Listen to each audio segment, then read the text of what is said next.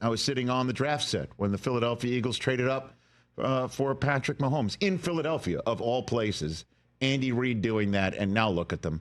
Fresh back from the Senior Bowl. We'll talk about that with this man who I adore and love seeing on my screen and have known forever and a day. And you can catch him with his lovely daughter, Lee, on a podcast called Believe in Eagles every single week. My friend Mike Mayock. Great to see you, Mike. Good to see you, man. What's up, Mike? Yeah, that's an applause Let's line. go. That's an applause line. Good to see you, Mike. You know what, Rich? I heard your last minute or two talking about your son, Cooper. Yeah.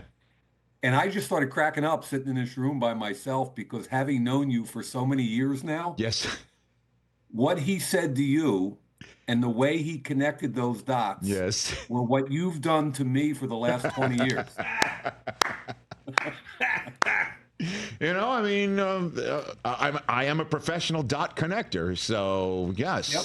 I connect dots for a living in a way that I just connected the dots. We're talking Super Bowl, and I remember sitting there on the set in Philadelphia with you, Mike, on the draft set in that awesome spot, you know, in the makeshift draft hall in front of the Rocky Steps, looking out at, you know, Ben Franklin Parkway with 100,000 people on it, and you and I think we all thought, you know, potentially that Reid was trading up maybe for Deshaun Watson. You probably had a little bit better of an inkling that it could be Mahomes, but neither of us thought we'd see 7 straight AFC Championship game appearances and multiple Super Bowls like this, right? I mean, it's crazy what he's become here. It is crazy, Rich, and what it brings to mind as you talk is a couple points to me. And number one is how important the fit is at every position, but especially a first-round quarterback. And, you know, you look at some of these guys that last year played well on their, you know, former first-round picks that, you know, whether it's Sam Darnold or second-round pick up in Seattle, Geno Smith, whatever. Ultimately, you need the right fit. And I remember my draft report on Patrick Mahomes, and I was worried. And I think I said on the network at one point that I thought he was either going to be a Hall of Fame player or out of the league in 4 years. And that brings up what we just spoke about a second ago, which is the fit. He went to the perfect place for who he is because Andy Reid is not only a Hall of Fame coach, he's player friendly, he's really quarterback friendly, and he's so creative in taking advantage of what a quarterback does best.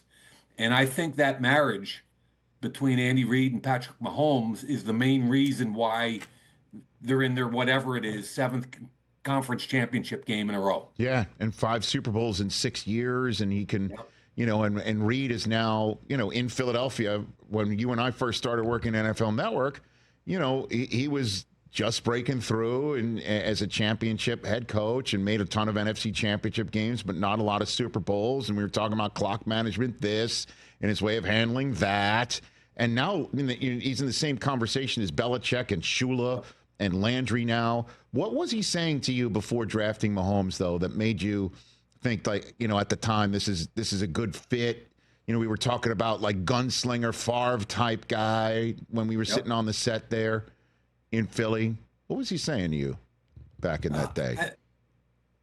The reality, Rich, is I watched every throw Mahomes made that year in college at Texas Tech. They didn't even have a winning record, if I remember correctly, that year. And for every wow throw on the positive side, there was a wow negative throw where he was trying to make too much happen. And I think Andy's perception, I'm guessing, and Brett Veach and everybody in that building was that if we get him with the right people and he's a smart kid and get him surrounded by an offense that takes advantage of the upside and helps him mitigate the downside, helps him understand what the downside means with complementary football, which is what I think the Chiefs maybe do better than anybody, is complementary football. And that really brings up a third name, Rich, which is their defensive coordinator, Steve Spagnuolo. And, you know, the last 2 regular seasons, it's not like Kansas City's offense lit it up, but they didn't lose many football games, and they got better and better as the year goes on, and they peak at the right time. And, you know, Spags is a guy that I think has that defense playing at the highest level in the NFL. They play. They understand complementary football. They understand situational football. And Rich, when the big moments come along, they rarely screw them up. I mean, they know what they're doing, and they expect to win that game. And then before we start digging into the X's and O's of this game, let's talk about what Howie Roseman builds and supplements, and you having a front row seat there to see all of it. What does he do that is clearly superior to most in the NFL, Mike? If we had a longer forum, we could talk a little bit about Howie and when Chip Kelly was there and how he was effectively demoted. Right. And Jeffrey Lurie, the owner, who's a very free-thinking owner in the NFL, he and Howie got together and said, if you don't have the final say this year, Chip does, let's figure out a way to help you get better. And Howie went to Europe and met with some of the soccer GMs. He met with NBA and baseball guys and basically was supported by his owner to go out and say, let's help you understand every facet of being a general manager, because someday you're going to have to come back here and take control. And that happened quickly. That's the backdrop to him coming back. And I think when he came back with full decision-making powers after that, he was decisive. He understood his philosophy and what the philosophy in the building was going to be. They've been consistent. He's one of the best negotiators for trades I've ever been around. But even more importantly than that, he sees the big picture. He understands the salary cap infrastructure because he came out of that environment. And in my mind, they have the best roster in the NFL. Again, I thought they had the best roster 2 years ago when they lost in the Super Bowl. Okay, so he continually drafts well. They trade well. They sign free agents well. I mean, I think the three MVPs for the Eagles this year are Saquon Barkley, Vic Fangio, and Howie Roseman. You're not too far off from a lot of from nailing that one for sure, Mike. I mean, if not nailing it directly on the head. And the Saquon Barkley acquisition, obviously you can come at it from many different ways personally yourself, from an evaluator's point of view, from a general manager, having had that experience yourself. Joe Shane is getting beat up, man. There's no two ways about it in New York. And it just seems to get worse with each Barkley stunning performance. What is your opinion of what the Giants did and how the Eagles have clearly become better for it, and what you think the fair evaluation of that is, Mike? I think Joe's a really smart guy, and I think you have to have a plan, and he stuck to his plan. And I think, unfortunately for Joe and the Giants, their plan took place on HBO in front of a lot of people. And my perspective, Rich, if I'm being point blank honest, is you don't let your best football player on your team walk out the door with no compensation. And flat out at the running back position, and we all talked about how devalued the running back position was. That might change after, what he did and what Derrick Henry did and what Josh Jacobs did and what Joe Mixon did. And, that might change. But the way I looked at Barkley was, to make him happy, all you had to do was pay him $12 million, which is effectively the price of some backup quarterbacks in the NFL. And for that $12 million, what did you get? Did you get a guard and a tight end and a linebacker? What, you didn't really get anything that's going to change where your football team's going.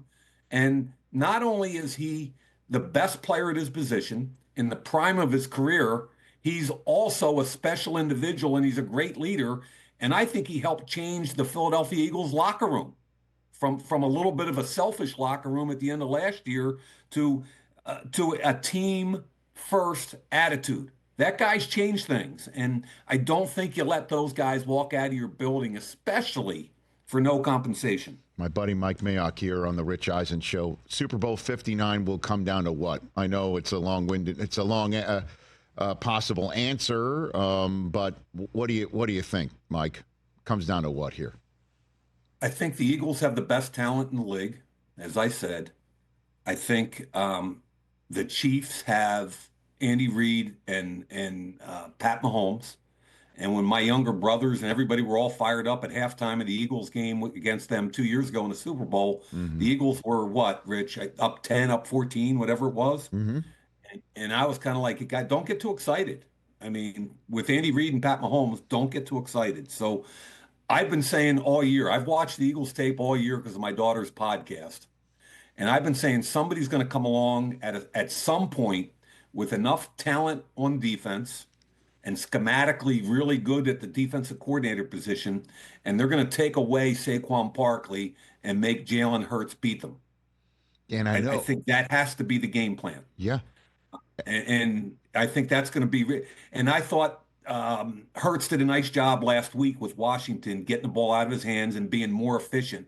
But that's been the inconsistency all year long with the Eagles has been the efficiency or lack thereof sometimes of their pass attack. Yeah, again, the podcast you're referring to, Lee Mayock, Believe in Eagles. You appear on it each week as well. Where you get your podcasts, you take a look at this team, and on occasion, Hurts isn't maybe the most valuable Jalen on the team, right? And you see what Carter's been able to do in the middle of that defense. Certainly when Fletcher Cox is gone, but I can't, and the drafting of Quinyon Mitchell and Cooper DeJean, significant on the back end with what they already have there in Slay and Blankenship. That's Zach Bond, man. And how does that happen, right? Like, walk me through the evaluation of seeing somebody in somebody else's special teams.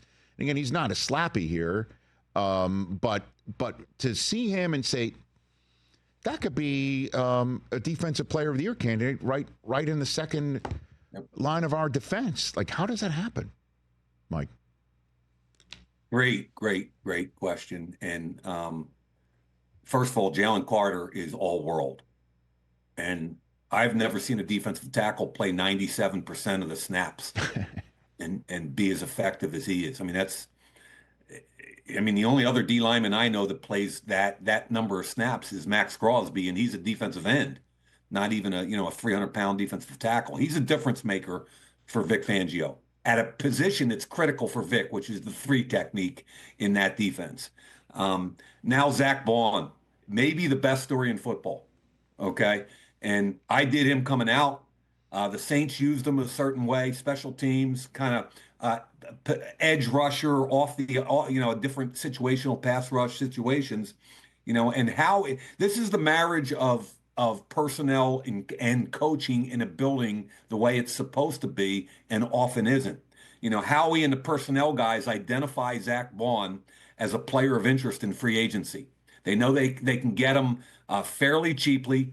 He's a good special teams player, and you can use him on your defense in different situations. But historically, it's been more as an edge guy. So they show the coaching staff, hey, here's some tape of guy. And Vic Fangio says, wait a minute, I know that guy. And I think I can stand him up.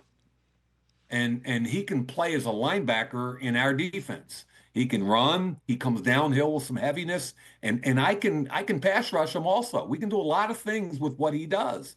So they sign it. And I don't think Vic or Howie was going to turn into what it turned into. But the guy's got, I think, 6 forced fumbles, which is tied with J.J. Watt. He's got over 100 tackles. He's been a difference maker. He's been a huge difference maker on top of Quinyon Mitchell and Cooper DeJean. And don't forget Nolan Smith, who I think Vic has done a great job developing. You could go on and on with the marriage of what they do in that building with personnel and coaches, and that's what it should look like. Before I let you go, Mike, fresh back from the Senior Bowl, who flashed? Who jumped out at you in the 3 practices you saw? You always get mad at me because I always like talking about O-linemen and stuff. Don't get mad, Mike. I don't get mad. I know you don't. I'm just teasing. I just get even. Don't worry about it. I couldn't let you go without a shot. Nice. Of course. The 3 quarterbacks I wanted to see were Jackson Dart, Jalen Milroe, and Riley Leonard. They were all on the same team.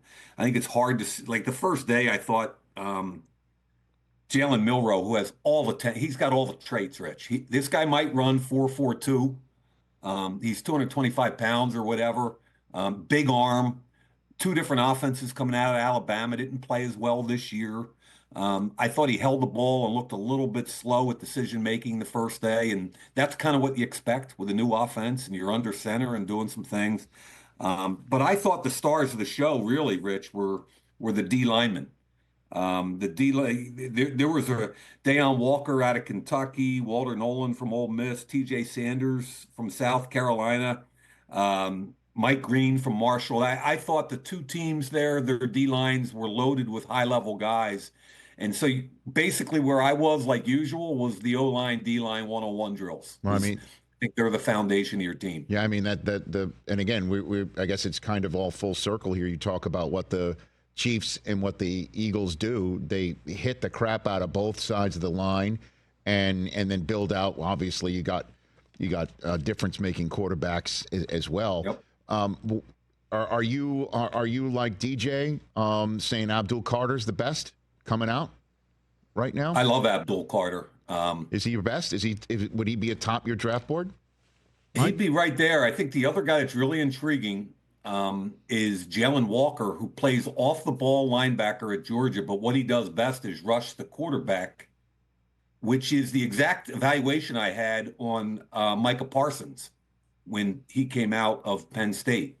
So I think it's really cool because Abdul Carter had to learn to play that edge position also. And I think he's high level talent. And, he's a top 5 pick, I think, in any draft. But this Jalen Walker is a guy that people are going to have to figure out what they want to do with him because he plays off the ball and then on sub packages, he's anywhere from the A gap all the way out to the 9 technique. You can line him up anywhere on third down and he's going to cause a problem. So I find him to be kind of the guy that I'm intrigued by because people are going to have to figure out what he does, how to play him on all 3 downs. He's probably another 4-4 guy. I mean, he's really, really talented. Well, and from our time working with Prime, he described himself as a 5-down player, 3 on defense, 1 on special teams, 1 on offense, and he's got Travis Hunter. How many downs do you play Travis Hunter? How do you evaluate Travis, Mike? I love Travis, and I'm amazed, number one, at his conditioning. Like usually I watch just the defense of a player or just with him, you had to watch 150 plays in a row. Yeah. For one game. And in the fourth quarter, he's running routes and covering people. And I don't know how many miles he ran per game. His conditioning's off the charts. I think you evaluate him as a corner, but I think every team in the league is going to look at him and say, we can probably have a package of offensive plays for him. But if you're going to get the most out of him as a corner, you want him to get up to 190 pounds, 192 pounds. You want him to work on his technique more and become an all-pro type corner.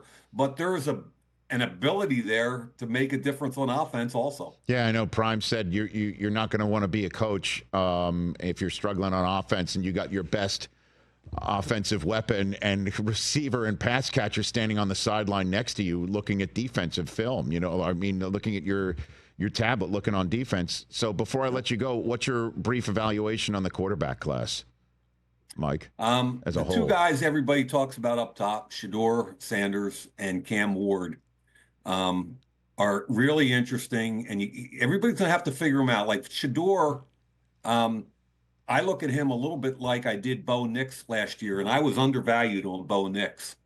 And Shedeur makes good decisions, and he's very accurate at all 3 levels. He's got some bad habits, and I think part of that is because it was such a bad offensive line 2 years ago, and it was maybe at best average this year.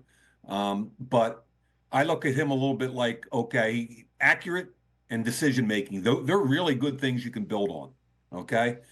Cam Ward, I'm intrigued by because atypically in college football, which is a lot of lateral throws and bubble screens, all the shorts, this kid just wants to push it down the field as far as he can, as often as he can. And he buys time with his legs. He makes crazy kind of throws. But he had, I think, 38, 39 touchdown passes, 7 interceptions. 6 of the interceptions that I saw were on him. Like he's got to make better decisions, but that's what you get with a little bit of a gunslinger. The bottom line, Rich, is if you take these 2 kids and compare them to last year, at best they're going to be vying for the 5th quarterback, because I thought last year's quarterback class was special and different. And the first 4 guys I would have had rated above both of them. Mike, you're the best, man. It's like riding a bike, chatting with you, but I knew that. I love seeing you, and look for more of my calls. I'd love to keep chatting with you, certainly over the next few months. Rich, I miss you, brother. You're a good friend, and you're really good at what you do. Thank you. Thank you, pal. I appreciate it. Say hi to Lee Mayock, and Mike Mayock can be caught on the Believe in Eagles pod as much as you need to listen to it before this big game right here on the Rich Eisen Show. Thanks again, Mike. That's Mike Mayock. Thanks, brother. You got it. That's Mike Mayock right here. Catch the Rich Eisen Show every single day on the Roku channel, 12 to 3 Eastern, for free.